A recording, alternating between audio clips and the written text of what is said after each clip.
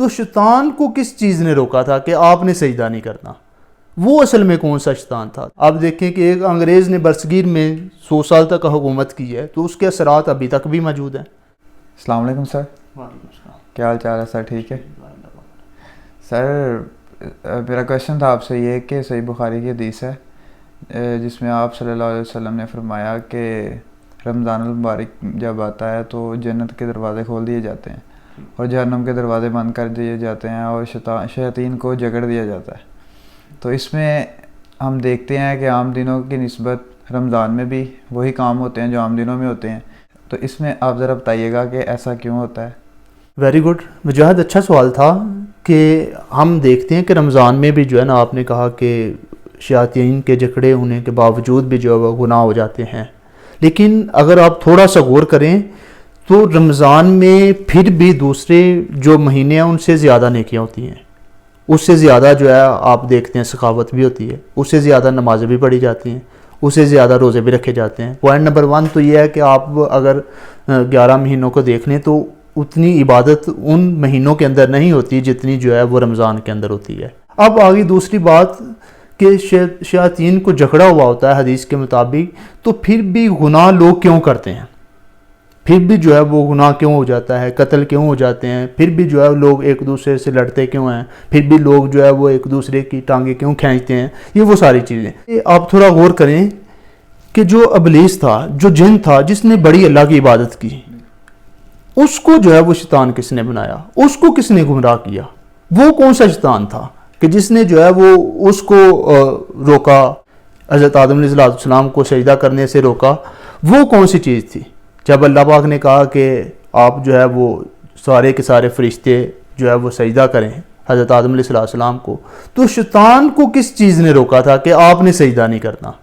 وہ اصل میں کون سا شیطان تھا؟ تو وہ نفس تھا۔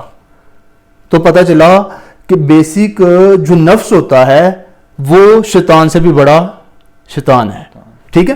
تو بیسک جو حدیث کی بات ہے، تو حدیث میں اس چیز کی بات ہے کہ شیطان کو جکڑ دیا جاتا ہے، تو جو نفس کا غلام ہو اس کو تو نہیں جکڑا جاتا، تو نفس جو ہے وہ پھر وہ گناہ کرواتا ہے۔ تو اس کی میں مثال یوں دوں گا کہ آپ دیکھیں نا کہ ہر چیز کے اثرات ہوتے ہیں، جو نفس کا غلام ہے وہ بھی اثرات ہیں۔ آپ دیکھیں کہ ایک انگریز نے برصغیر میں 100 سال تک حکومت کی ہے، تو اس کے اثرات ابھی تک بھی موجود ہیں، ابھی تک بھی ہماری قوم کچھ نہ کچھ کہیں نہ کہیں ذہنی غلام ہے۔ تو اسی طرح جو نفس کا غلام ہو جاتا ہے یا شیطان کا غلام ہو جاتا ہے یا شیطان کی پیروی کرتا ہے، تو ظاہری بات ہے اس کا وہ غلام ہو گیا نا۔ تو جب وہ غلام ہو گیا تو پھر اس کے اثرات کہیں نہ کہیں بعد میں بھی رہتے ہیں۔ یہ اسی طرح ہے نا کہ ایک ٹائر کو آپ فورس کرتے جائیں، فورس لگاتے جائیں، وہ چلتا جائے، اور آپ 5-7 منٹ کے بعد اس کو چھوڑ دیں تو وہ آدھا کلومیٹر آگے چلا جائے گا ٹائر۔ تو وہ کیسے چلا جائے گا حالانکہ آپ نے تو چھوڑ دیا تھا؟ تو یہ اس طرح چلا جائے گا کہ جب آپ دیکھتے ہیں نا کہ پورا 11 منتھ لوگ کیا کرتے ہیں، ہم لوگ کیا کرتے ہیں کہ ہم شیطان کی پیروی کرتے ہیں، شیطان کی غلامی کرتے ہیں، تو ہمارا جو نفس ہے وہ اس کا غلام ہو چکا ہوتا ہے۔ تو جب اس کا غلام ہو چکا ہوتا ہے تو ہم 11 منتھ اس کی پیروی کر رہے ہوتے ہیں، تو جب یہ 12واں منتھ آتا ہے، رمضان کا مہینہ آتا ہے، تو اس مہینے میں پھر ہم سیم اس ٹائر کی طرح جو ہے نا وہ پھر اسی فلو میں گناہ بھی کر دیتے ہیں، اسی فلو میں جو ہے وہ ہم شیطان کی پیروی بھی کر دیتے ہیں، ٹھیک ہے؟ وہ شیطان نہیں کروا رہا ہوتا، وہ ہمارا نفس کروا رہا ہوتا ہے جو ہمارے اندر ہوتا ہے، ٹھیک ہے؟ یہ نفس کیا ہے؟ نفس یہ ہے مال کی جو ہے وہ جمع کرنے کی خواہش، یہ نفس کی بات ہے۔ اپنے آپ کو بڑا ظاہر کروانے کی خواہش، یہ نفس کی بات ہے۔ شہرت کی خواہش، یہ نفس کی بات ہے۔ خود کو سلام کروانے کی خواہش، یہ نفس کی بات ہے۔ تو یہ وہ ساری چیزیں کہ جس میں خود کو بڑا فیل کروایا جائے، میں، تکبر، انا، یہ جھوٹی جو ہے وہ شہرتیں، یہ ساری چیزیں کس میں آئیں گی؟ یہ نفس کی خواہشات میں آئیں گی، ٹھیک ہے؟ تو ہمیں نفس کی جو غلامی ہے بیسک اس سے بھی جو ہے وہ بچنا چاہیے، ٹھیک ہے نا؟ یہ دیکھیں نا آقا علیہ السلام کی ایک حدیث بھی ہے کہ جس میں آپ نے فرمایا کہ ابن آدم کو اگر 2 وادیاں بھی سونے کی لا کے دے دی جائیں تو وہ پھر تیسری وادی کی خواہش کرے گا، پھر چوتھی وادی کی خواہش کرے گا، پھر 5ویں وادی کی خواہش کرے گا، ٹھیک ہے؟ کیا ہے کہ اس کا پیٹ جو ہے وہ قبر کی مٹی بڑھے گی۔